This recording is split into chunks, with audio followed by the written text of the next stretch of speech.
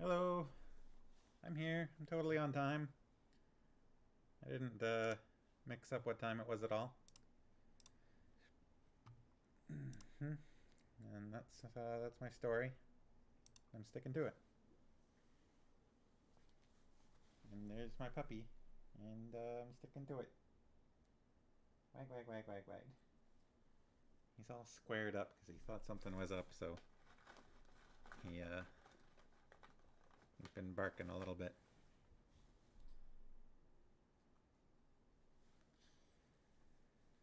All right, well it's 7:01. That's okay.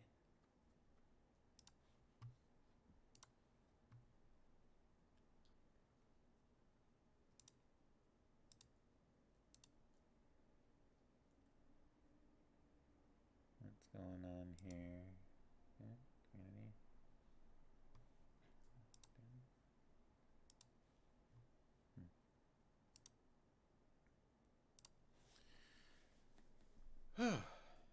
Well, well.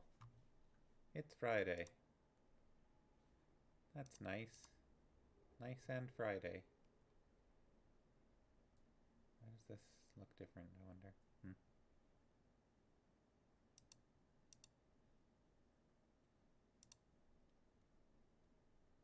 It's nice and Friday and 7:02. Oh, stretch. Cracks. Yeah, I think that maybe they've changed the layout a little bit. The Sharkies are here. Hello, Sharkies. How are you doing? Happy Friday.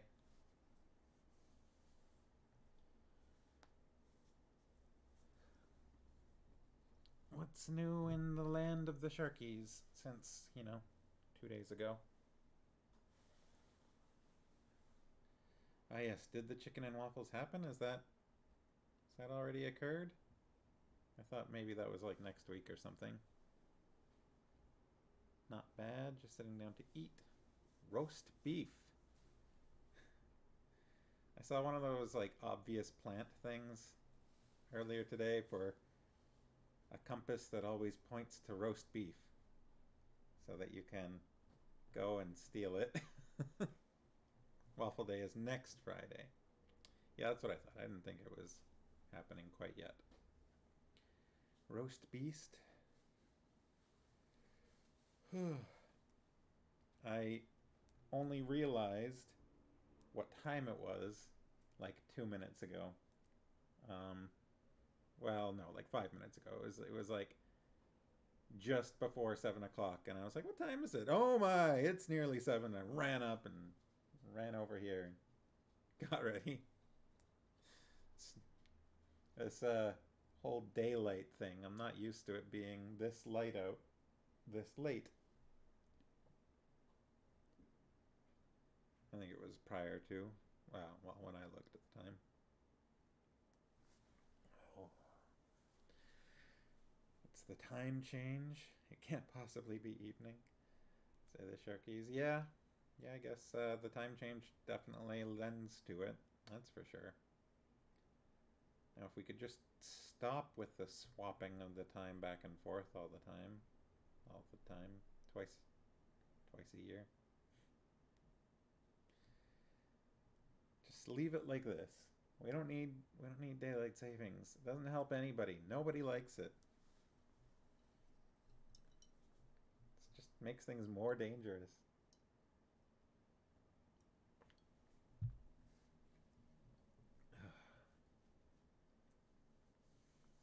I've had a very long week. These past 2 days, I've had a very long week. Oh boy. So I'm a bit tired today. But I am looking forward to reading the book. On to chapter 19 on page 208, 209.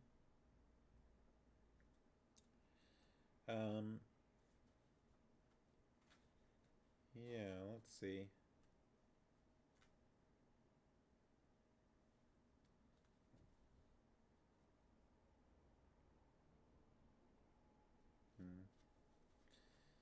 The next couple chapters, I think, are pretty short. We'll see whether we get through... We'll get through at least 2 of them, I think. We'll see if we go through the 3rd.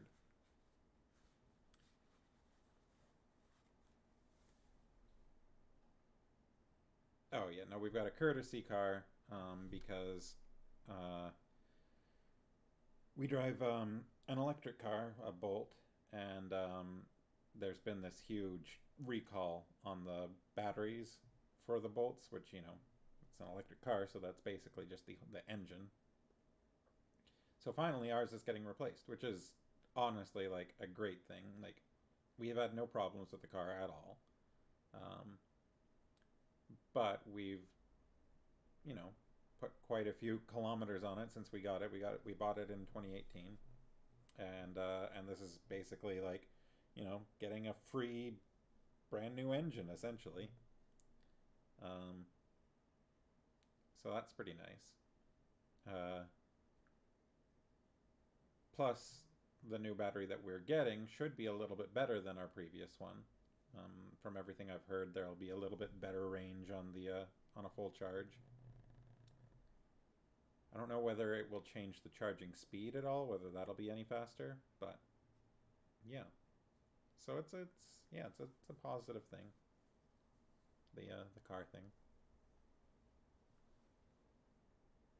As Farmo says, we're also getting our winter tires removed, which probably is going to summon snow. So if it snows again, I'm very sorry. That might be our fault.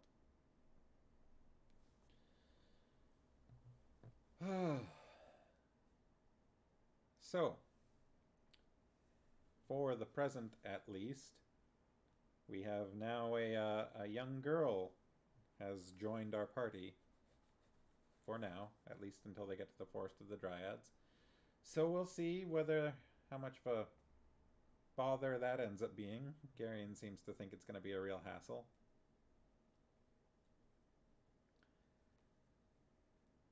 Yeah, and we'll see how well this author handles a young girl, youngish, anyways.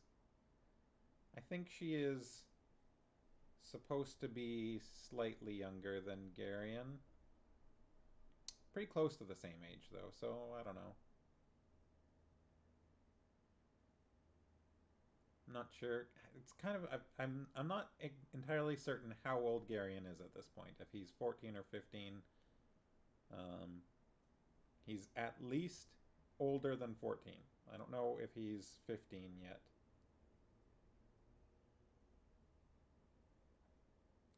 I'm sure it was said in Pawn of Prophecy that he was 14. I just don't know if he's had a birthday since then. If he has, I don't think they've mentioned it.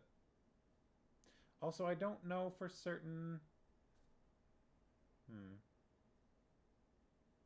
Sharky say, girl! Cue 80s, 90s adventure hero wine.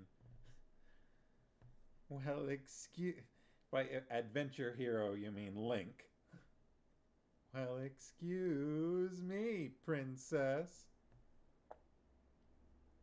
No, we know that she's not... She's either 14 or 15. I just don't know exactly how old Garion is. But they're around the same age. Alright. So yeah, I think I'm going to get into it. And let's see how much we get through today. Is anybody else in the chat at this point? No one I recognize, anyways.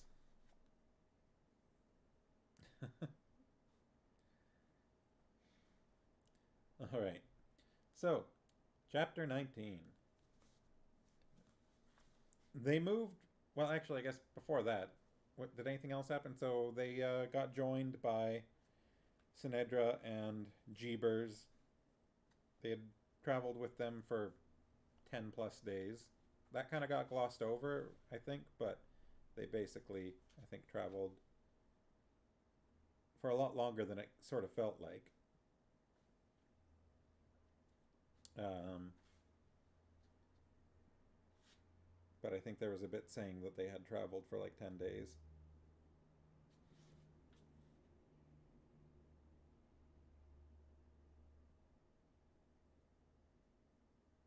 The days that followed. Hmm.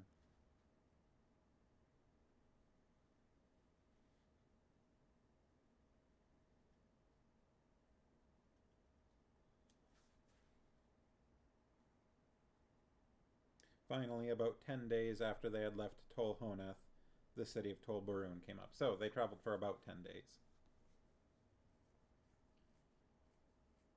Poor Jeebers, his purpose was revealed to be a rather silly plot device man. With an outcry of his name from Sinedra. Jeebers! Yeah, and then he bolted in the night with some prompting by Aunt Pole. And Sinedra is feeling somewhat sorry for herself at this point. Am I to consider myself a prisoner then? The princess asked stiffly. You can if it makes you feel better, dear, Aunt Pole said. I'm going to have to do something about your hair, though. Yeah, and that's where we're at. Alright, chapter 19. They moved rapidly south for the next few days, traveling frequently at night to avoid the mounted patrols of legionnaires who were beating the countryside in their efforts to locate Sinedra. Maybe we should have hung on to Jeebers, Barak muttered sourly after one near brush with the soldiers. He's roused every garrison from here to the border. It might have been better to have dropped him off in some isolated place or something. That or something has a certain ring of finality to it, old friend, Silk said with a sharp little grin. Barak shrugged. It's a solution to a problem. Barak suggests violence. Silk laughed. You really should try not to let your knife do all your thinking for you. That's the one quality we find least attractive in our Cherek cousins. And we find this compulsion to make clever remarks, which seems to overwhelm our Drasnian brothers now and then, almost equally unattractive, Barak told him coolly. Oh, yeah, Farmo says Barak suggests violence as a solution. Nicely put, Silk said with mock admiration. They rode on, watchful, always ready to hide or to run. During those days, they relied heavily on Hetar's curious ability. Since the patrols searching for them were inevitably mounted, the tall, hawk-faced Algar swept their surroundings with his mind, searching for horses. The warnings he could thus provide usually gave them sufficient notice of the approach of the patrols. What's it like? Garion asked him one cloudy mid-morning as they rode along a seldom-used and weed-grown track to which Silk had led them. I mean, being able to hear a horse's thoughts. I don't think I can describe it exactly, Hetar answered. I've always been able to do it, so I can't imagine what it's like not doing it.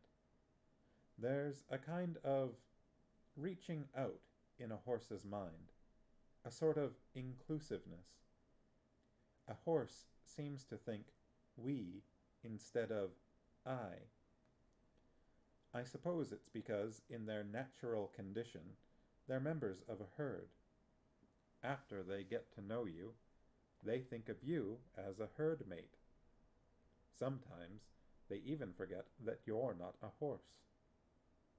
He broke off suddenly. Belgarath, he announced sharply, there's another patrol coming, just beyond that hill over there. 20 or 30 of them. Mr. Wolf looked about quickly.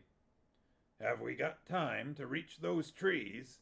He pointed at a thick stand of scrub maple about a half-mile ahead. "If we hurry." "Then run!" Wolf ordered, and they all kicked their horses into a sudden burst of speed. They reached the trees just as the first few raindrops of the spring shower that had been threatening all morning pattered on the broad leaves. They dismounted and pushed in among the springy saplings, worming their way back out of sight, leading their horses. The Tolnedron patrol came over the hilltop and swept down into the shallow valley. I was like, the shallow valley, I just misread that. The captain in charge of the legionnaires pulled in his horse not far from the stand of maples and dispersed his men with a series of sharp commands. They moved out in small groups, scouting the weedy road in both directions and surveying the surrounding countryside from the top of the next rise. The officer and a civilian in a gray riding cloak remained behind, sitting their horses beside the track. The captain squinted distastefully up into the sprinkling rain. "It's going to be a wet day," he said, dismounting and pulling his crimson cloak tighter around him. His companion also swung down and turned so that the party hiding among the maples was able to see his face. Geryon felt Hetar tense suddenly. The man in the cloak was a Murgo. Harmo says, "Dun dun dun!" "Over here, Captain," the Murgo said, leading his horse into the shelter provided by the outspreading limbs of the saplings at the edge of the stand. Farmo says, "Oh, but not Asherak? That's surprising. I guess he's not absolutely everywhere." The Tolnedron nodded and followed the man in the riding cloak. "Have you had the chance to think over my offer?" the Murgo asked. "I thought it was only speculation," the captain replied. "We don't even know that these foreigners are in this quadrant." "My information is that they're going south, Captain," the Murgo told him. "I think you can be quite certain that they're somewhere in your quadrant." "There's no guarantee that we'll find them, though," the captain said. "And even if we do, it'd be very difficult to do what you propose." "Captain," the Murgo explained patiently, "it's for the safety of the princess, after all. If she's returned to Tol Honeth, the Vorduvians are going to kill her. You've read those documents I brought you." "She'll be safe with the Boruns," the captain said. "The Vorduvians aren't going to come into southern Tolnedra after her." "The Boruns are only going to turn her over to her father. You're a Borun yourself. Would you defy an emperor of your own house?" The captain's face was troubled. "Her only hope of safety is with the Horbites," the Murgo pressed. "What guarantees do I have that she'll be safe with them?" "The best guarantee of all, politics. The Horbites are doing everything in their power to block the Grand Duke Cador on his march to the throne. Since he wants the princess dead, the Horbites naturally want to keep her alive. It's the only way, really, to ensure her safety, and you become a wealthy man in the process." He jingled a heavy purse suggestively. "That's some logic right there. Wow." The captain still looked doubtful. "Suppose we double the amount?" the Murgo said in a voice that almost purred. The captain swallowed hard. "It is for her safety, isn't it?" "Of course it is." It's not as if I were betraying the House of Boroon. You're a patriot, Captain, the Murgo assured the officer with a cold smile. Aunt Pole was holding Sinedra's arm quite firmly as they crouched together among the trees. There goes Aunt Pole again. The tiny girl's face was outraged, and her eyes were blazing. Later, after the legionnaires and their Murgo friend had departed, the princess exploded. "How dare they?" she raged. "And for money!"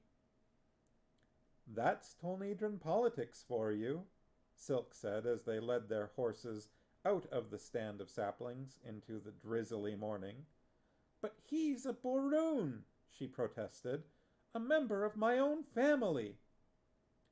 "A Tolnedran's first loyalty is to his purse," Silk told her.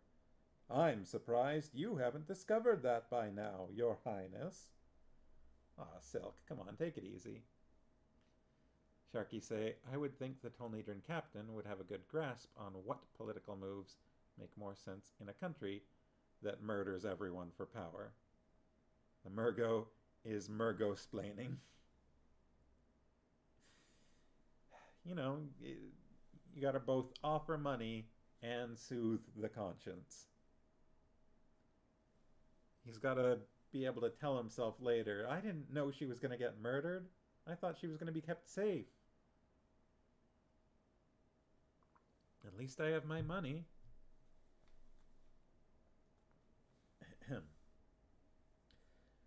A few days later, they topped a hill and saw the Wood of the Dryads, spreading like a green smudge on the horizon. The showers had blown off, and the sun was very bright. "We'll be safe once we reach the wood," the princess told them. "The legions won't follow us there." "What's to stop them?" Geryon asked her. "The treaty with the Dryads," she said. "Don't you know anything?" Geryon resented that. "There's no one about," Hatar reported to Mr. Wolf. "We can go slow or wait for dark." "Let's make a run for it," Wolf said. "I'm getting tired of dodging patrols." They started down the hill at a gallop toward the forest lying ahead of them. There seemed to be none of the usual brushy margin which usually marked— that's an awkward phrasing. None of the usual brushy margin which usually marked. That's because it's usual, right? Which usually marked the transition from fields to woodlands. The trees simply began. When Wolf led them beneath those trees, the change was as abrupt as if they had suddenly gone inside a house. The wood itself was a forest of incredible antiquity. The great oaks spread so broadly that the sky was almost never visible. The forest floor was mossy and cool, and there was very little undergrowth. It seemed to Geryon that they were all quite tiny under the vast trees, and there was a strange, hushed quality about the wood. The air was very still, and there was a hum of insects and, from far overhead, a chorus of birdsong. "Strange," Dernick said, looking around. "I don't see any sign of woodcutters." "Woodcutters?" Sinedra gasped. "In here? They wouldn't dare come into this wood." "The wood is inviolate, Dernick," Mr. Wolf explained. "The Boroon family has a treaty with the Dryads. No one has touched a tree here for over 3,000 years. "This is a curious place," Mandaralin said, looking around a bit uncomfortably. "Methinks I feel a presence here. A presence not altogether friendly." "The wood is alive," Sinedra told him. "It doesn't really like strangers. But don't worry, Mandaralin. You're safe as long as you're with me. She sounded quite smug about it. Are you sure the patrols won't follow us? Dernick asked Mr. Wolf. Jeebers knew we were coming here after all, and I'm sure he told the Boroons. The Boroons won't violate their treaty with the Dryads, Wolf assured him. Not for any reason. I've never known of a treaty a Tolnedran wouldn't step around if it was to his advantage. Silk spoke skeptically. That's interesting. We haven't really ever heard of a Tolnedran breaking a treaty. I guess he said step around, but... Sharky say, I think I feel a presence here. A presence I haven't felt since. New series coming soon. I think soon. I guess I don't actually know when it's coming. This one is a bit different, Wolf said. The Dryads gave one of their princesses to a young noble of the House of Boroon. She became the mother of the emperor of the first Boroon dynasty. The fortunes of the Boroons are very intimately tied up with the treaty. They're not going to gamble with that. Not for any reason. What exactly is a dryad? Garion asked. The strange sense of a presence, an awareness in the wood, made him want to talk to cover the oppressive, watchful silence. Excuse me. A small group, Mr. Wolf said. Quite gentle. I've always rather liked them. They aren't human, of course, but that's not all that important. I'm a dryad, Sinedra said rather proudly. Garion stared at her. Technically, she's right, Wolf said. The Dryad line seems to breed true on the female side of the House of Boroon. That's one of the things that keeps the family honest about the treaty. All those wives and mothers who'd pack up and leave if it were ever broken. She looks human, Garion objected, still staring at the princess. The Dryads are so closely related to humans that the differences are hardly significant, Wolf said. That probably explains why they didn't go mad like the other monsters did when Torak cracked the world. Sharky say, a woman's strike? Yep. Break the treaty and... Monsters? Sinedra protested loudly. Your pardon, Princess, Wolf apologized. It's an Ulgo term used to describe the non-humans who supported Gorim at Prolgu when he met with the god Ul. Do I look like a monster to you? She demanded, tossing her head angrily. A poor choice of words, perhaps, Wolf murmured. Forgive me. That's a bit of an interesting bit of information there, though.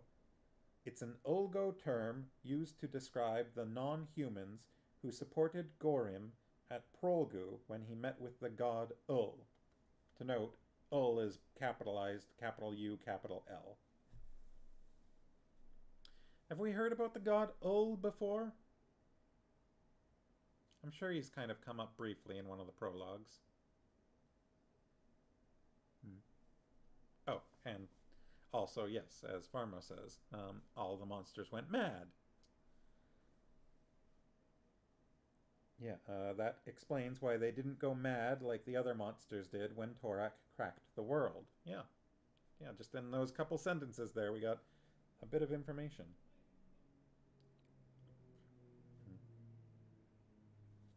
Anyways.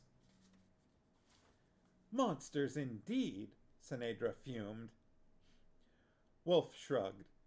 There's a stream not far ahead, if I remember right. We'll stop there and wait until a word of our arrival reaches Queen Xantha. It's not a good idea to go into the territory of the Dryads without the Queen's permission. They can get quite nasty if they're provoked. I thought you said they were gentle, Dernick said. Within reason, Wolf told him. But it's not a good idea to irritate people who communicate with trees when you're in the middle of the forest. Unpleasant things have a way of happening. He frowned. That reminds me. You'd better stow your axe away out of sight. Dryads have strong feelings about axes. And fires. They're most unreasonable about fire. We'll have to keep our fires small and only for cooking. That bit about, don't piss off Dryads in the middle of a forest kind of reminds me of that bit from Avatar The Last Airbender where Zuko says to Katara, like, back for a rematch or something like that, and she's like, it won't be much of a match because they're standing on like an iceberg in the middle of the ocean, and she just goes like, thump, and the fight's over.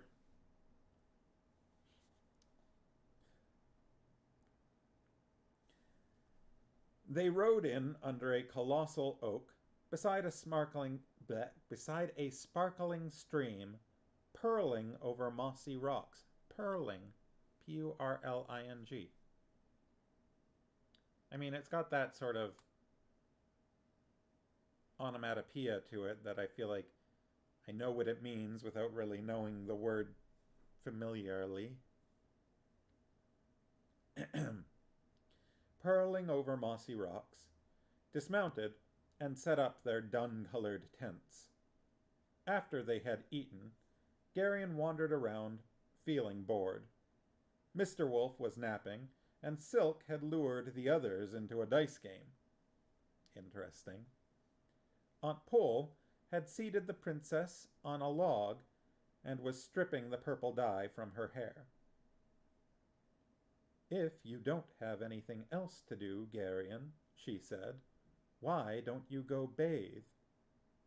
Bathe? He asked. Where?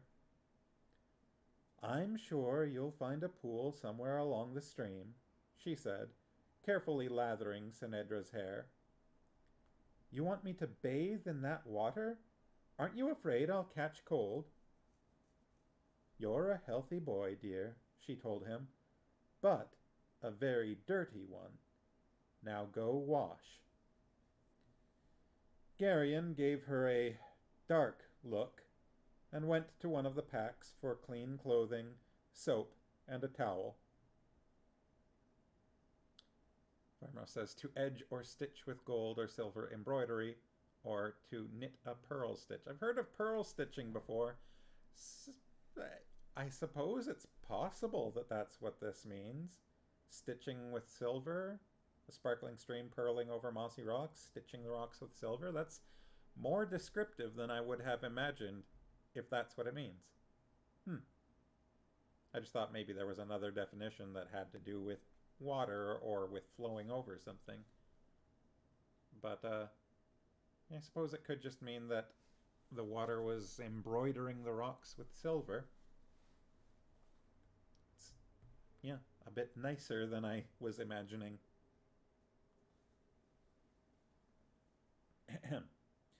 Went to one of the packs for clean clothing, soap, and a towel. Or that he was using the word incorrectly. I imagine that it's more of a metaphor. Wait. Simile? Which one does not use like or as? Metaphor? A simile uses like or as, right? Anyways, I think it was probably meant in a metaphorical way. Clean clothing, soap, and a towel. Then he stamped off upstream, grumbling at every step. Garion doesn't want to have a cold bath in a pool. Once he was alone under the trees, he felt even more strongly that peculiar sense of being watched. It was not anything definable. There seemed to be nothing specific about it, but rather it felt as if the oaks themselves were aware of him and were passing information about his movements among themselves with a kind of vegetative communication he could not begin to understand. There seemed to be no menace in it, merely a kind of watchfulness. The trees are watching. Sharky say, my first thought was the knitting metaphor. All right. Some distance from the tents, he found a fairly large pool where the stream dropped in a waterfall from the rocks above. The water in the pool was very clear, and he could see the bright pebbles on the bottom and several large trout that eyed him warily. Better, let Dernick know. He tested the water with his hand and shuddered. He considered subterfuge, a quick splashing of water on his body and a bit of soap on the more obvious smudges. But on reflection, he gave up the notion. Aunt Pole would settle for nothing less than a complete bath. He sighed bitterly and began to take off his clothing. The trees are watching, and the trout. You've got an audience. Parma says he's learning. Can't fool Aunt Pole.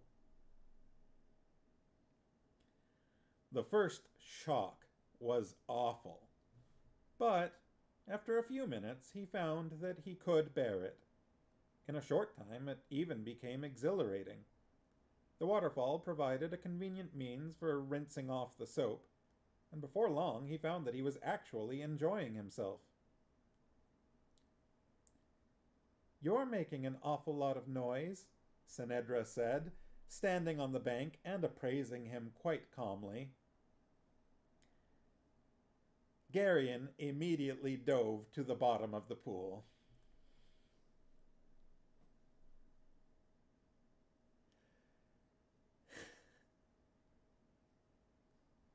Sharky say, is Eddings trying to convince us of the value of showers?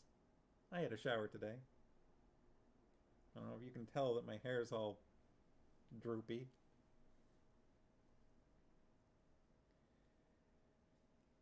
Unless one was a fish, however, one could hardly remain underwater indefinitely. After about a minute, he struggled to the surface and popped his head out of the water, gasping and sputtering. "Whatever are you doing?" Senedra asked.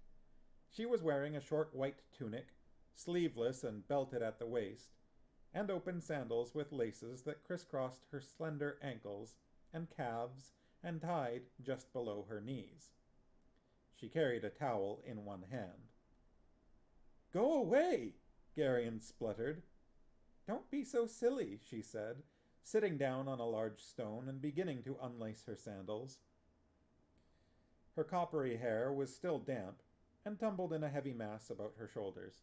I guess the dye came out quite well. Aunt Pole must have gotten some good, something. Dye remover. She must have had something in her pouches and packs. "What are you doing?" "I want to bathe," she said. "Are you going to be much longer?" "Go someplace else!" Garion cried, starting to shiver, but remaining determinedly crouched over in the water with only his head sticking out. "This place looks just fine," she said. "How's the water?" "Cold," he chattered, "but I'm not coming out until you go away." "Don't be such a ninny," she told him. He shook his head stubbornly, his face flaming. Sharky say, Mrs. has watched a video on Victorian hair dye that was meant to dye the hair black, and it was not terribly effective or color fast. I guess that's fair. Yeah, it probably was more of just a, covering her hair with color, but not so much sticking. So I imagine washing it out with soap was probably just about enough. She sighed with exasperation. "Oh, very well," she said. "I won't look, but I think you're being very silly. At the baths in Tolhoneth, no one thinks anything at all about such things." "This isn't Tolhoneth," he told her pointedly. "I'll turn my back if that'll make you feel better," she said, getting up and standing with her back to the pool. Not entirely trusting her, Garion crept from the pool and, still dripping, jerked on his drawers and hose. Sharky say Sendarians are definitely more prudish than other countries. First Dernic, now Garion. If I were 15 years old and a girl my age came up when I was naked, I think I would react pretty similarly to Garion. I mean, yes, Sendarian's more prudish than Tolnedrins, apparently, when it comes to bathing. But I don't know if that holds true for all the other countries. It just sounds like Tolnedrins specifically have mixed bathing because they are the Romans. Romans have mixed bathing? I feel like I remember hearing that, but maybe I am wrong. Maybe I'm getting that bit wrong. Farmos will know. Farmos has been to a Roman bath or something, right? Farmos says, "We're also a more prudish society, it seems." However, she's probably also just having a lot of fun teasing him. No, Farmos didn't go to a functioning one, but you know about them, right? Sharkies think they did.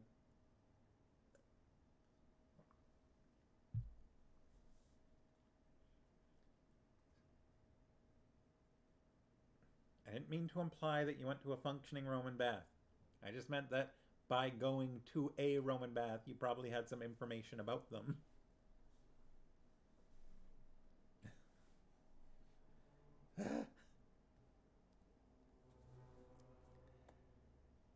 All right, let me get back on track.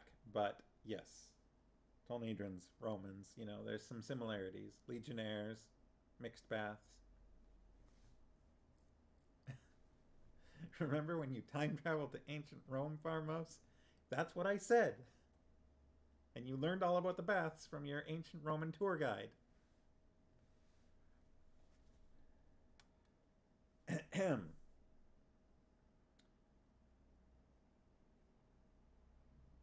"I'll turn my back if that'll make you feel better," she said, getting up and standing with her back to the pool. Not entirely trusting her, Garion crept from the pool and, still dripping, jerked on his drawers and hose. "All right," he called. "You can have the pool now." He mopped at his streaming face and hair with his towel. "I'm going back to the tents." "The Lady Polgara says that you're to stay with me," she said, calmly untying the cord about her waist. "Aunt Pol said what?" he demanded, terribly shocked. "You're supposed to stay with me to protect me," she told him. She took hold of the hem of her tunic, obviously preparing to take it off. Garion spun about and stared determinedly at the trees. His ears flamed, and his hands trembled uncontrollably. Sharky say he's a hoopy frood who remembers where his towel is.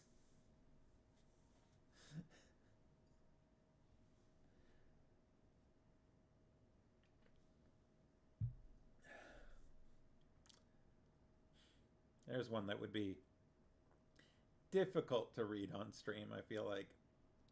The last time I read Hitchhiker's Guide, I feel like I had to multiple times stop at the end of a sentence or a paragraph and go back to the beginning just so I could remember what it was about, because it changed course about 3 or 4 times just mid-sentence. But it was a radio show back in the 1970s. I'm not saying it can't be done. I'm just saying it would be difficult. I would be reading it out loud, but I don't know how good my comprehension would be for parts of it.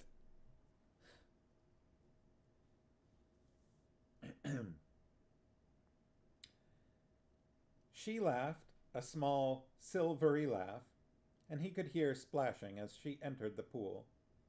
She squealed from the shock of the cold water, and then there was more splashing. "Bring me the soap," she commanded. Without thinking, he bent to pick up the soap and caught one brief glimpse of her standing waist deep in the water before he shut his eyes tightly.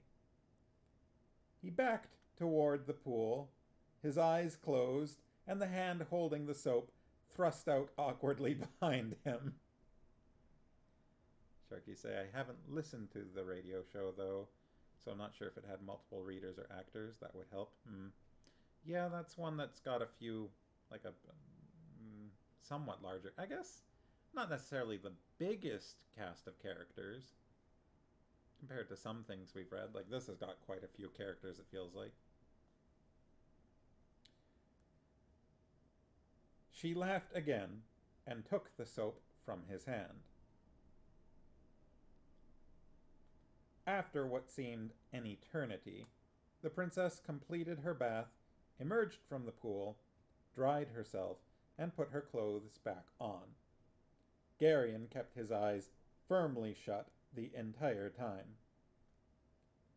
"You Sendars have such curious notions," she said, as they sat together in the sun-warmed glade beside the pool.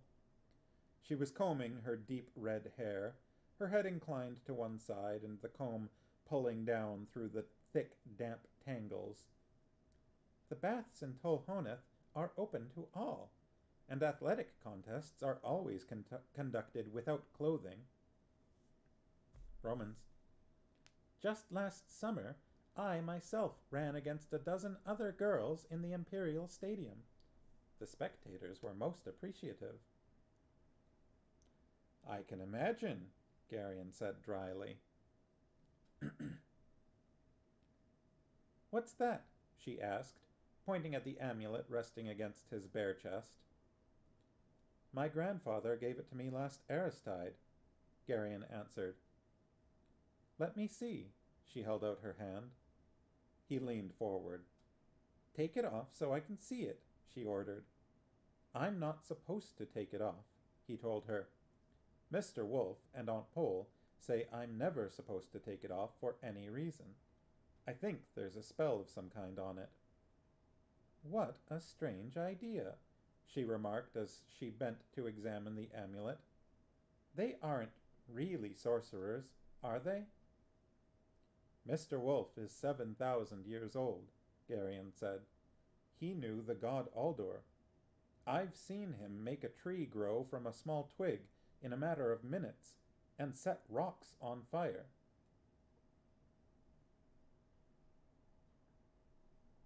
When did he set rocks on fire? Am I forgetting something? I'm obviously forgetting something.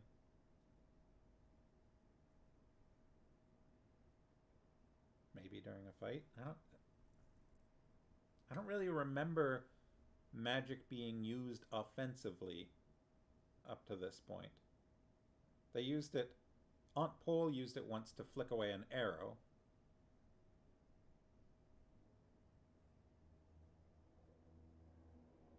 When did he set... I've seen him... He's been told about rocks being set on fire.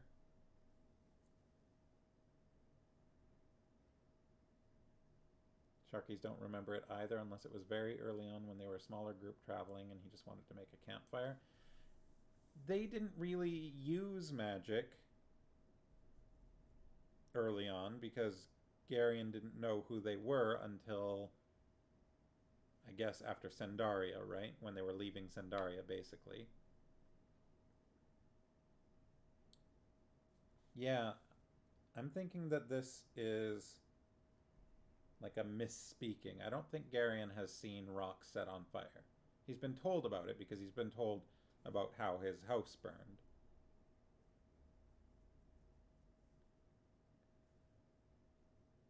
That's a little odd. Aunt Pole cured a blind woman with a single word, and she can turn herself into an owl. "I don't believe in such things," Sinedra told him. I'm sure there's another explanation.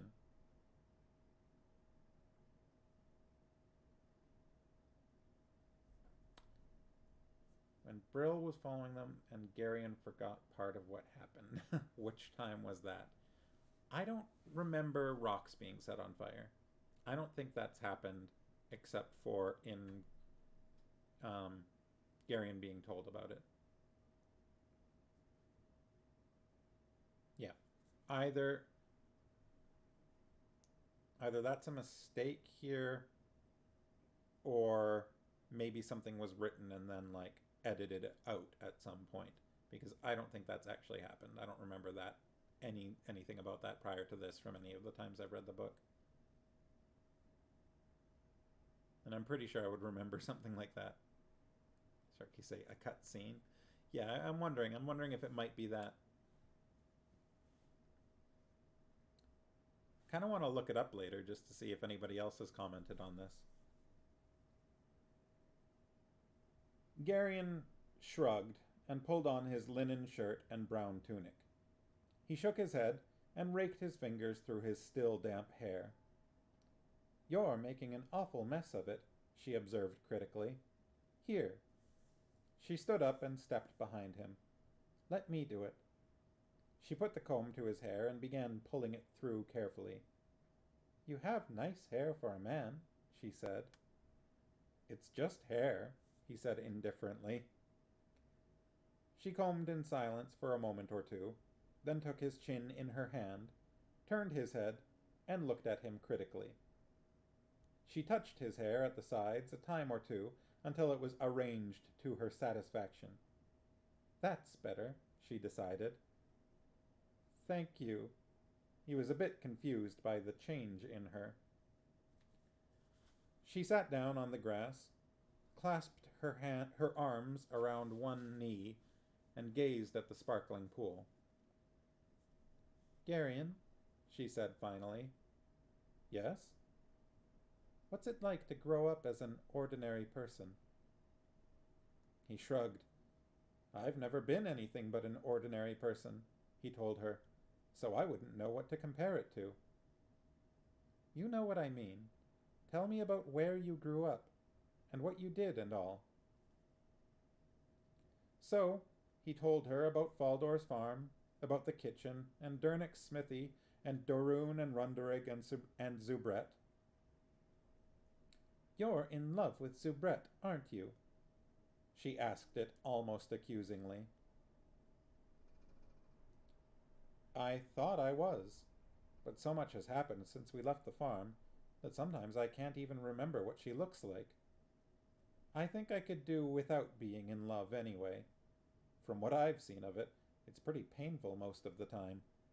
Wow. Sharky says some nice parallelism in this chapter with his earlier question to Hatar. The lit student in you appreciates that. And we've got Hot Cocoa saying, Are you K? Hello. We're reading a book. We're reading Queen of Sorcery by David Eddings. We're at least 2/3 of the way through at this point. It's the second book in a series.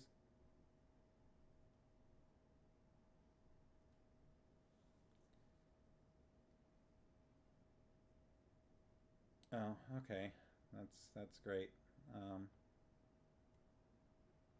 Somebody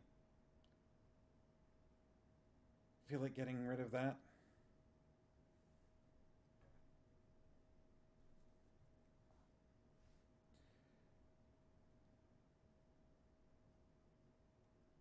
Thank you. That was very, like, 12-year-old-ish, I feel like.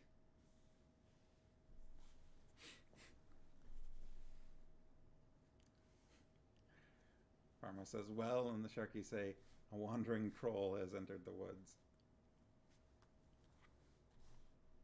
Alright.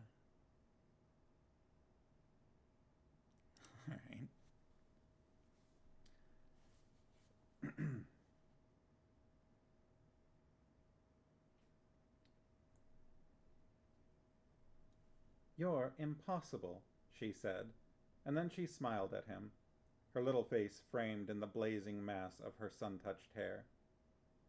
Probably, he admitted. All right, now you tell me what it's like to grow up as a very special person. I'm not that special.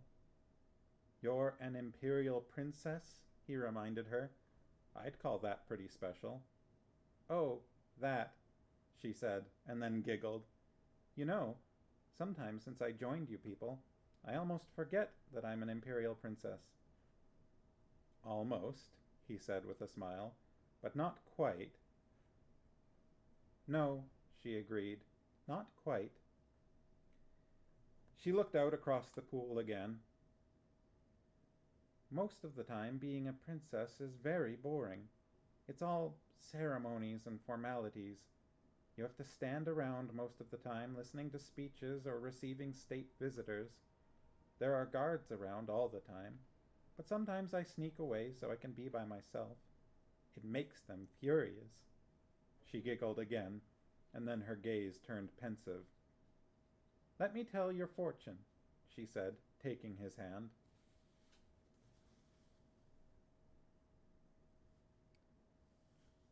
Sharkies are saying this is the first real warmth he's shown to her.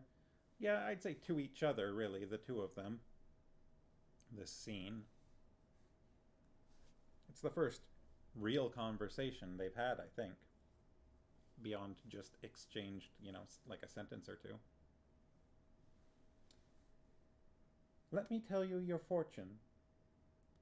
Let me tell your fortune, she said, taking his hand. Can you tell fortunes? Garion asked. It's only make-believe, she admitted. My maids and I play at it sometimes. We all promise each other high-born husbands and many children. She turned his hand over and looked at it. The silvery mark on his palm was very plain now that the skin was clean. Whatever is that? She asked. I don't know. It's not a disease, is it? No, he said. It has always been there. I think it has something to do with my family. Sharky say if Aunt Pole is trying to set them up, she could have started out slower than, oops, you're bathing together. I mean, it's possible that she didn't expect Garion to frolic in the pool for so long, as he seemed to be just having a great time by himself. But yeah, it's a little, I don't know. It has always been there. I think it has something to do with my family. Aunt Pole doesn't like to have people see it for some reason, so she tries to keep it hidden. How could you hide something like that? She finds things for me to do that keep my hands dirty most of the time. How strange, she said. I have a birthmark too, right over my heart. Would you like to see it? She took hold of the neck of her tunic. I'll take your word for it, Garion told her, blushing furiously. She laughed a silvery, tinkling little laugh. You're a strange boy, Garion. You're not at all like the other boys I've met. They were Tolnedrans, probably, Garion pointed out. Farmo says she's old, she doesn't remember what slow is. She's not old, she's eternal. It's different. They were Tolnedrans, probably, Garion pointed out. I'm a Sendar. Or at least that's the way I was raised. So there are bound to be differences.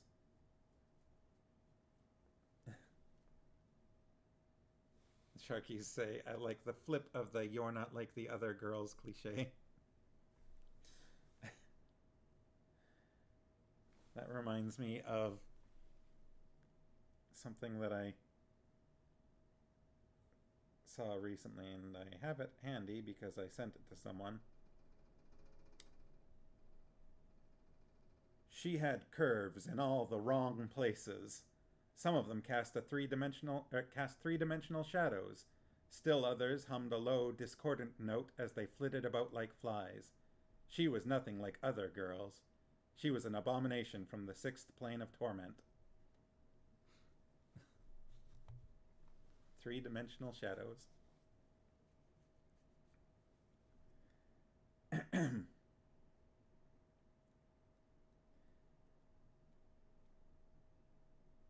I'm a Sendar, or at least that's the way I was raised, so there are bound to be differences.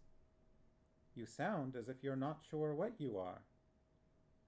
Silk says I'm not a Sendar, Garion said. He says he isn't sure exactly what I am, and that's very odd. Silk can recognize anybody for what he is immediately. Your father thought I was a Revan. Since the Lady Polgara's your aunt and Belgarath's your grandfather, you're probably a sorcerer, Senedra observed. Garion laughed. Me? That's silly. Besides, the sorcerers aren't a race, not like Chereks or Tolnedrans or Revans. It's more like a profession, I think. Sort of like being a lawyer or a merchant. Only there aren't any new ones. The sorcerers are all thousands of years old. Mr. Wolf says that maybe people have changed in some way so that they can't become sorcerers anymore. Minicake's back. Hello. Welcome back. We're 9 pages into chapter 19.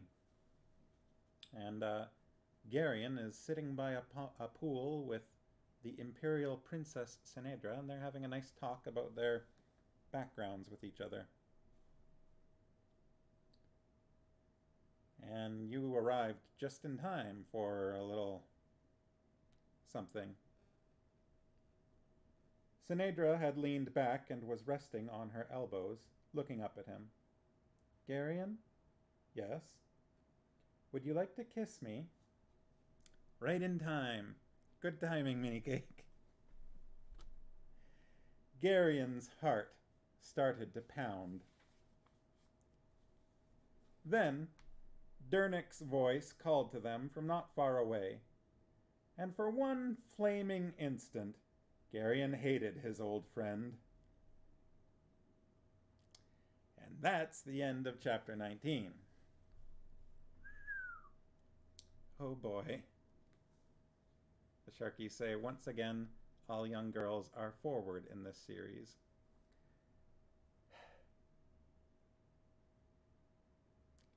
I would describe her as confident. And definitely not,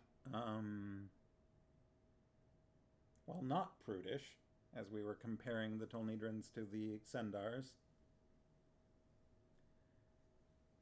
Oh boy, though.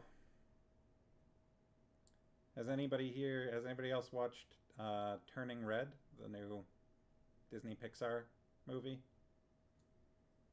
It's about some girls that are in this age range. I think they're supposed to be 13.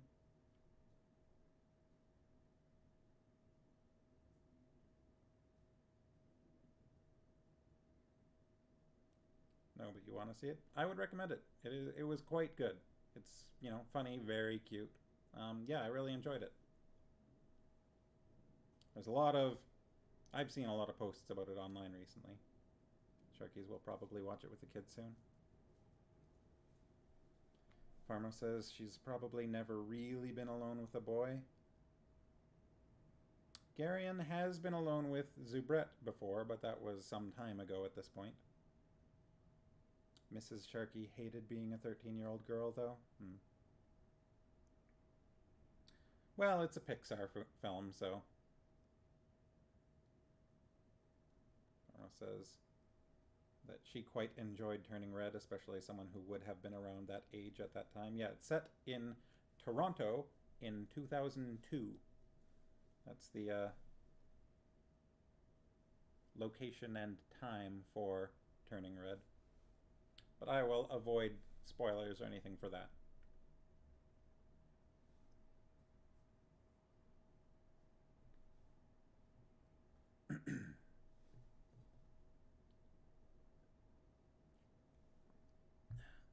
Sharkies mean there's probably quite a bit of catharsis watching something regarding that age. Farmo says, and secondhand embarrassment. So that was a slightly awkward scene to read out loud. Wow. Puppy, what are you doing? Ben. Hey. Come say hello. Come say hello to Mini Cake. Come here. What?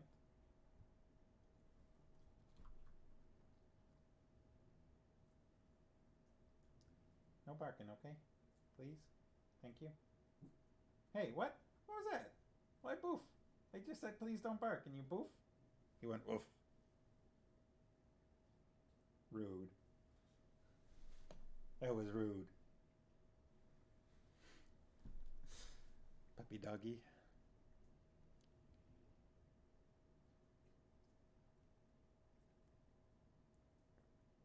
Sharky says, I enjoy cute and awkward romantic encounters. Mini Cake says, my dog perked up when he barked. That's pretty cute. What kind of dog do you have? Farmos is suggesting that maybe I'm positively reinforcing the barking. That's fair.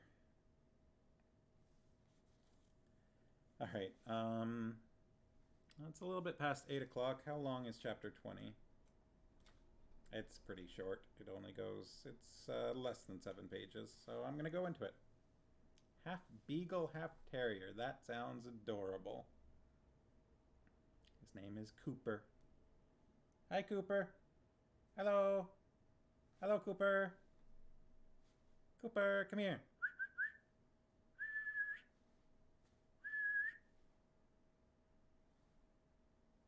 Anything? Is Cooper coming over?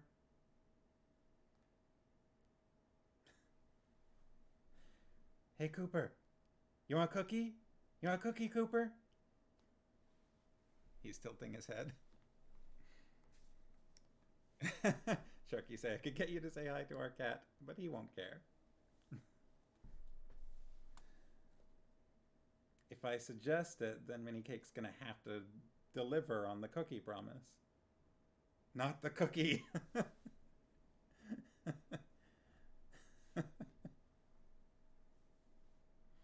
Yeah, see, there it is.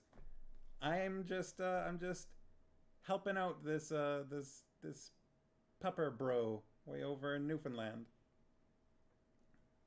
Delivering up the cookie treats. Good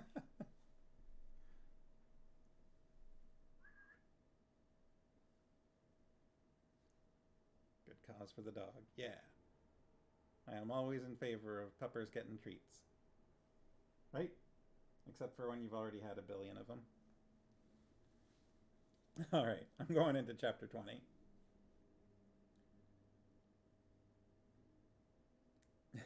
Farmo says, I'm sure Cooper is very deserving. Yes. Cooper definitely deserves a cookie. Mistress Pole says that it's time for you to come back to the tents, Dernick told them when he reached the glade. There was a faint hint of amusement on his plain, dependable face, and he looked knowingly at the two of them. Geryon blushed, and then grew angry with himself for blushing. Sinedra, however, showed no concern at all. Have the dryads come yet? She asked, getting to her feet and brushing the grass from the back of her tunic. Not yet, Dernick answered. Wolf says that they should find us soon. There seems to be some kind of storm building up to the south, and Mistress Pole thought the two of you ought to come back. Geryon glanced at the sky and saw a layer of inky clouds moving up from the south, staining the bright blue sky as they rolled ponderously northward. He frowned. I've never seen clouds like that. Have you, Dernick? Dernick looked up. Strange, he agreed. Geryon rolled up the two wet towels, and they started back down the stream. The clouds blotted out the sun, and the woods became suddenly very dark.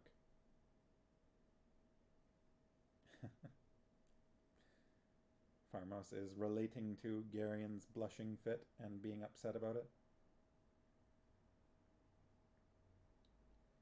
The sense of watchfulness was still there, that wary awareness. That wary awareness they had all felt since they had entered the wood, but now there was something else as well.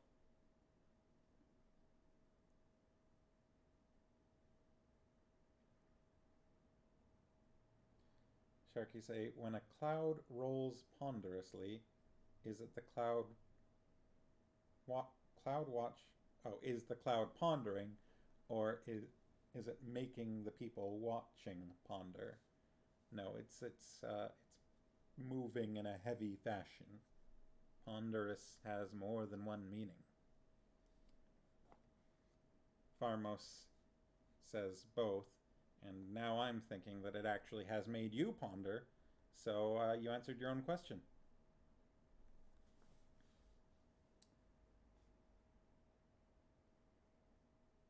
The great trees stirred uneasily, and a million tiny messages seemed to pass among the rustling leaves. "They're afraid," Sinedra whispered. "Something's frightening them." Farmo says, looking as if pondering and making those observe feel thoughtful. Sharky's by that. Oh, big stretch. Yep, that was a big stretch before leaving. "Something's frightening them." "What?" Dernick asked. "The trees. They're afraid of something.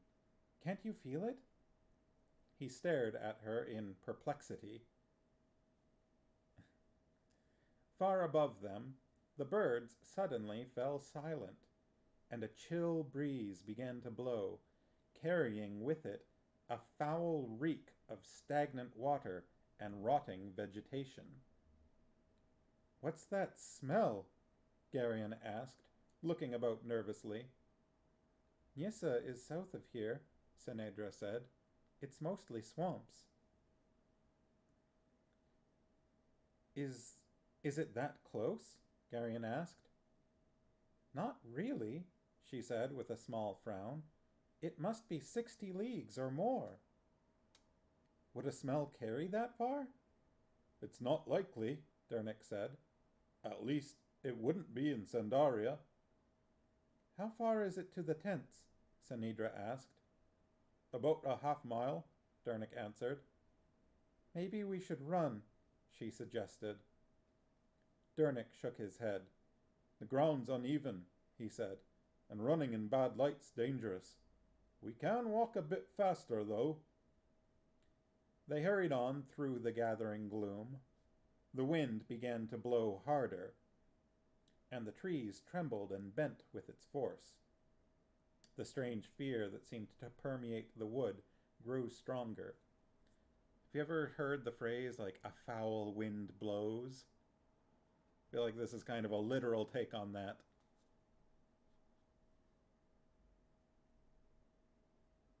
The strange fear that seemed to permeate the wood grew stronger.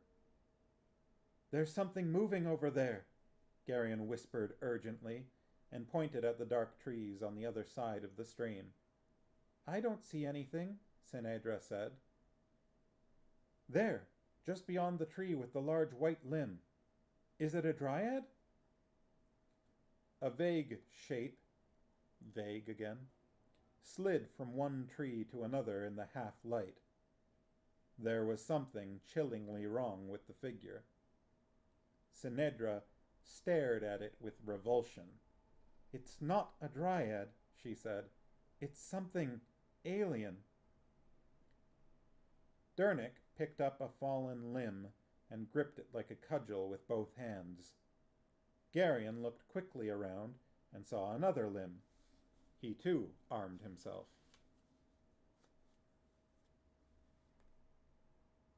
Another figure shambled between two trees, a bit closer this time. "We'll have to chance it," Dernick said grimly, bardically. "Be careful, but run. Get the others.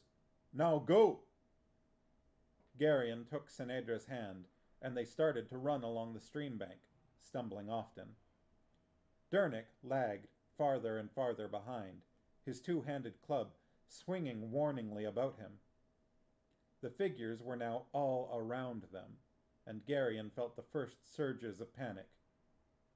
Then Sinedra screamed. One of the figures had risen from behind a low bush directly in front of them. It was large and ill-shaped, and there was no face on the front of its head. Two eye holes stared vacantly as it shambled forward with its half-formed hands reaching out for them. The entire figure was a dark gray mud color, and it was covered with rotting, stinking moss that adhered to its oozing body. Without thinking, Geryon thrust Sinedra behind him and leaped to the attack. The first blow of his club struck the creature solidly in the side, and the club merely sank into the body with no visible effect. One of the outstretched hands touched his face, and he recoiled from that slimy touch with revulsion. Desperately, he swung again and struck the thing solidly on the forearm. With horror, he saw the arm break off at the elbow. The creature paused to pick up the still-moving arm. Sinedra screamed again, and Geryon spun about. Another of the mud men had come up behind her and had grasped her about the waist with both arms. It was starting to turn, lifting the struggling princess from the ground when Geryon swung his club with all his might. The blow was not aimed at head or back, but rather at the ankles. The mudman toppled backward with both of its feet broken off. Its grip about Sinedra's waist, however, did not loosen as it fell. Farmer says, "Some kind of bog golem? Bog zombie? Zomboggie." Well, they're being described as mudmen. Geryon jumped forward, discarding his club and drawing his dagger. The substance of the thing was surprisingly tough. Vines and dead twigs were encased in the clay which gave it its shape. Lilyfay also likes the term Zomboggie. Zomboggie or Zomboggie? Hi, Lily. Good to see you.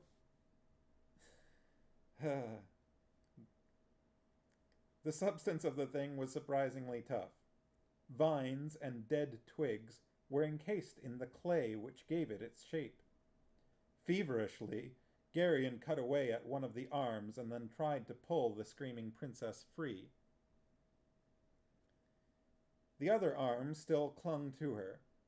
Almost sobbing with the need to hurry, Geryon started hacking at the remaining arm. This is very nightmarish. Contrasting that, Sharkies say only when they dance is it the Zomboggie. Zomboggie's zomboogieing. This is a scary scene, everyone. What are you doing?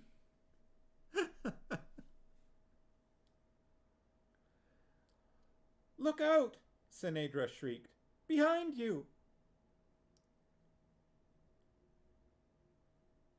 Parma says, "We're trying to break the tension." Geryon looked quickly over his shoulder. The first mudman was reaching for him. He felt a cold grip about his ankle. The arm he had just severed had inched its way across the ground and grasped him. "Geryon!" Barak's voice roared from a short distance. "Over here!" Geryon shouted. "Hurry!" There was a crashing in the bushes, and the great red-bearded Cherik appeared, sword in hand, with Hetar and Mandaralin close behind. With a mighty swing, Barak cut off the head of the first mudman. It sailed through the air and landed with a sickening thump several yards away. The headless creature turned and groped blindly, trying to put its hands on its attacker. Barak paled visibly, and then chopped away both outstretched arms. Still the thing shambled forward. "The legs!" Geryon said quickly. He bent and hacked at the clay hand about his ankle. Barak lopped off the mudman's legs, and the thing fell. The dismembered pieces crawled toward him. Jeez. I wouldn't want to run into these in a game of D&D. Or, anywhere else. Obviously. Other mudmen had appeared, and Hetar and Mandaralan were laying about them with their swords, filling the air with chunks and pieces of living clay. Barak bent and ripped away the remaining arm which held Sinedra. Then he jerked the girl to her feet and thrust her at Geryon. "Get her back to the tents," he ordered. "Where's Dernick?" "He stayed behind to hold them off," Geryon said. "We'll go help him," Barak said. "Run!" Sinedra was hysterical, and Geryon had to drag her to the tents. "What is it?" Aunt Pole demanded. "Monsters out there in the woods," Geryon said, pushing Sinedra at her. "They're made out of mud, and you can't kill them. They've got Dernick." He dove into one of the tents and emerged a second later with his sword in his hand and fire in his brain. Sharky say, in real life you could take them, but in D&D, that'd be too much. "Geryon!" Aunt Pole shouted, trying to disentangle herself from the sobbing princess. "What are you doing?" "I've got to help Dernick," he said. "You stay where you are." "No!" he shouted. "Dernick's my friend." He dashed back toward the fight, brandishing his sword. "Geryon, come back here." He ignored her and ran through the dark woods.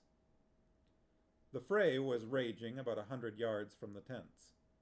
Barak, Hetar, and Mandaralan were systematically chopping the slime-covered mudmen into chunks, and Silk darted in and out of the melee, his short sword leaving great gaping holes in the thick, moss-covered monsters. Geryon plunged into the fight, his ears ringing and a kind of desperate exultation surging through him.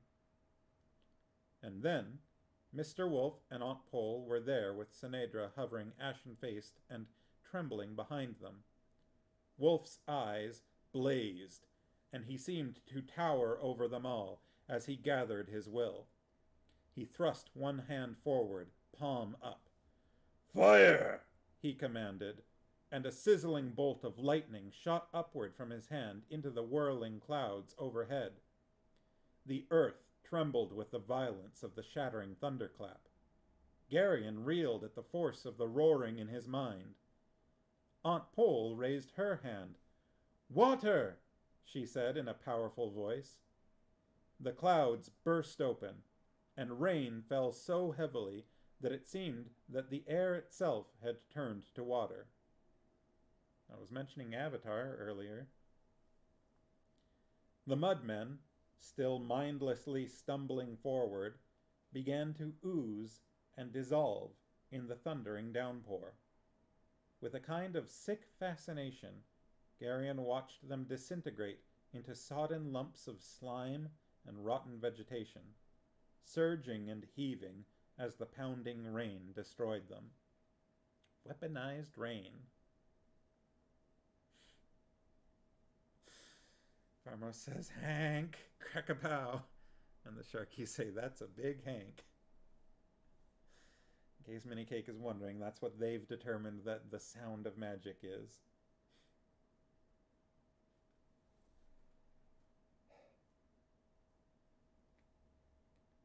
Barak reached forward with his dripping sword and tentatively poked at the shapeless lump of clay that had been the head of one of their attackers. The lump broke apart, and a coiled snake unwound from its center. It raised itself as if to strike, and Barak chopped it in two.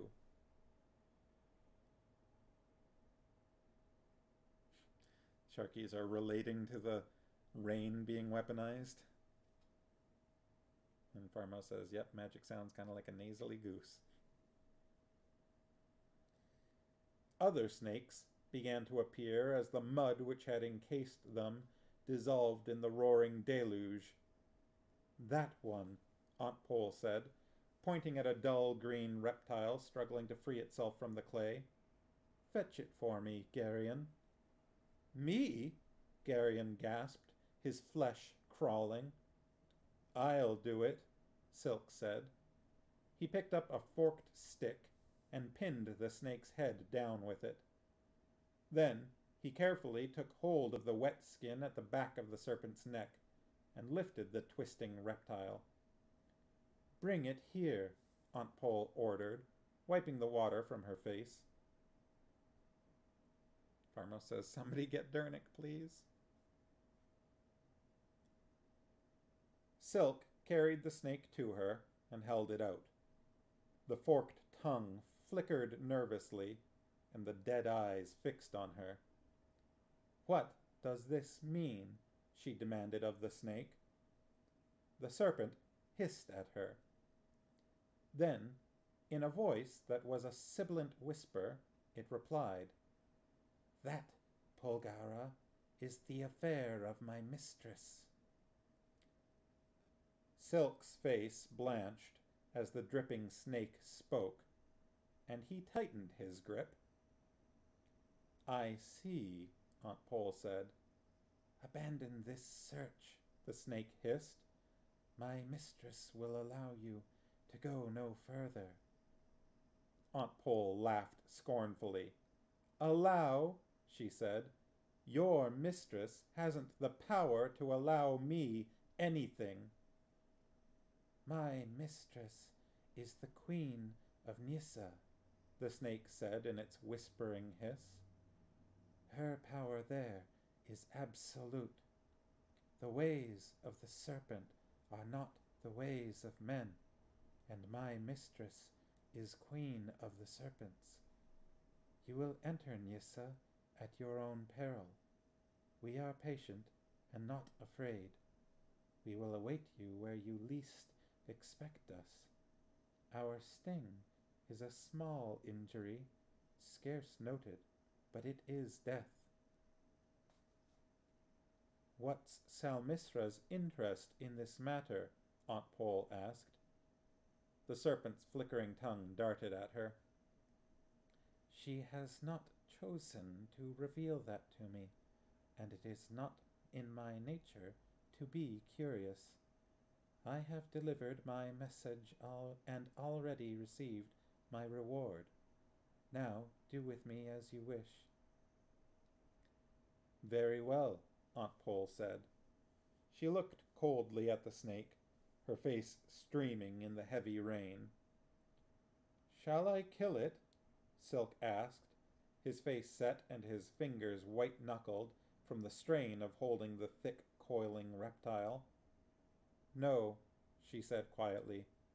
There's no point in destroying so excellent a messenger. She fixed the snake with a flinty look.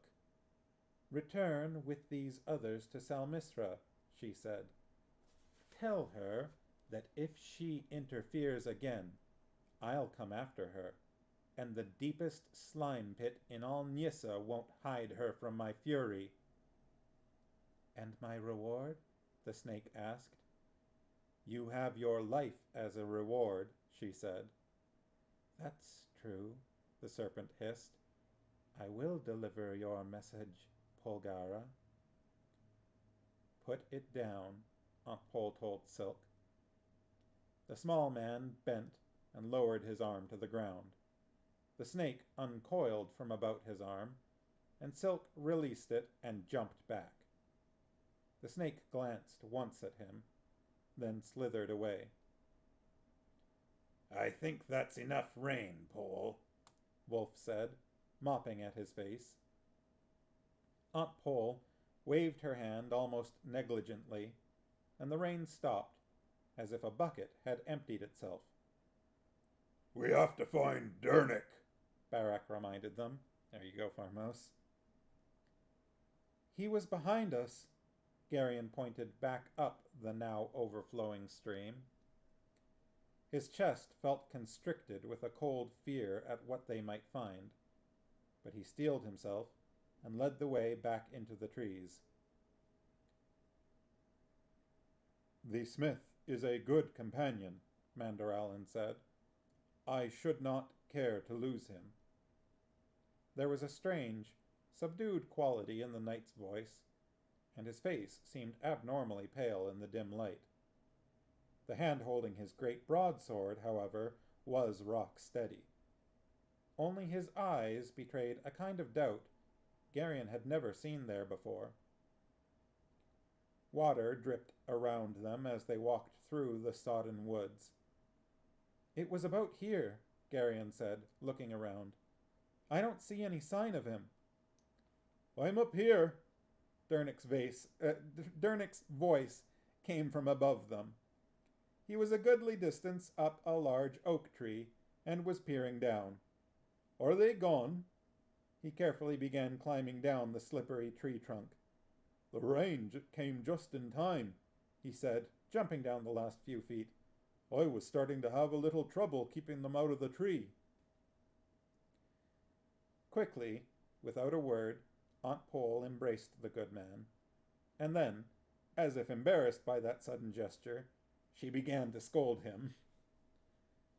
Dernick endured her words patiently, and there was a strange expression on his face. Sharky say phew. Farmo says smart of him. Yep, climb a tree. And that's the end of chapter 20 on page 227. And it's a little later than I thought it would be. It's 8:30 my time, so I think that's a good place to stop for the night.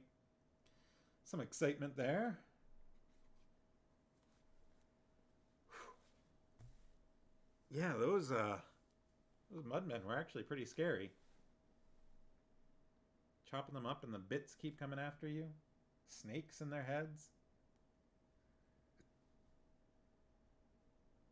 Using rain to defeat them is clever, though. I like that touch. That's Farmo says Zomboggies. Yes, sorry, the Zomboggies. The Zomboggies were scary. The Zomboggieing Zomboggies. Oh, boy.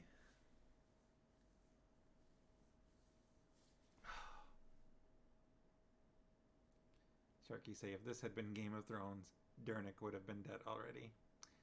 Yeah, and everything would have been a lot more graphic and horrific. Dernick probably would have been dismembered or something. Bleh. I haven't watched the series. I've read the books. Parma says, I think we probably would have gone through the whole party. It's not... at least one of them would have made it through horribly traumatized.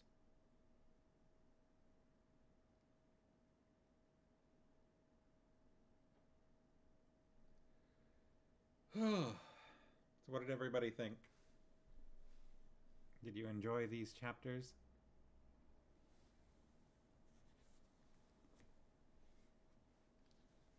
A little excitement, a little romance, or something. Teasing anyways, at least. Minicake says pretty good. Sharky say the Zomboggies definitely would make good D&D monsters, though. Yeah, they would have damage resistance to slashing and bludgeoning. Maybe not to well, I don't know. No, the slashing seemed to work against them, but the problem is that the pieces that got cut off just kept coming.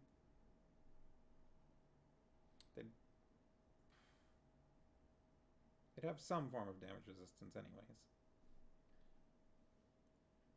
Piercing would definitely be a no-go. They'd probably be immune to piercing.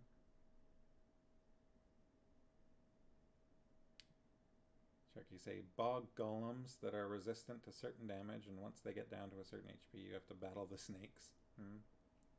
Pharma says weak to water. I don't remember. How does 5th edition... Does 5th edition have a method for, like, weaknesses? I guess they would probably have damage also, I don't know, like water elemental spells. I don't know how common those are. Maybe, like, splashing them with water would remove their damage resistance.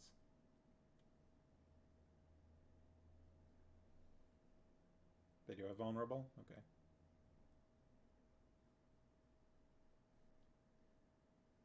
Well, my friend Chip Alex is streaming Monster Hunter World right now. He's been getting into that. That's a game I played a few years back. It's fun. So I think I'll raid out to him. But it's been nice seeing everybody here. Thank y'all for joining me. Next week, we will probably meet some other dryads in the Forest of the Dryads.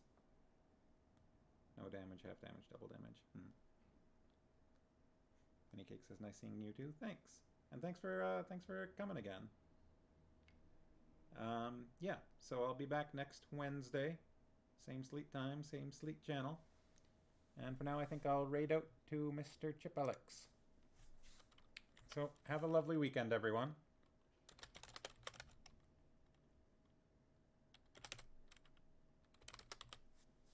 And, oh yes, and next week we may get a special guest on the stream. That is true. So, look forward to that. Let's make sure I spelled that right. I think I did. Yeah. All right, well, have a good night, everyone, and I'll see you next week. Bye. What?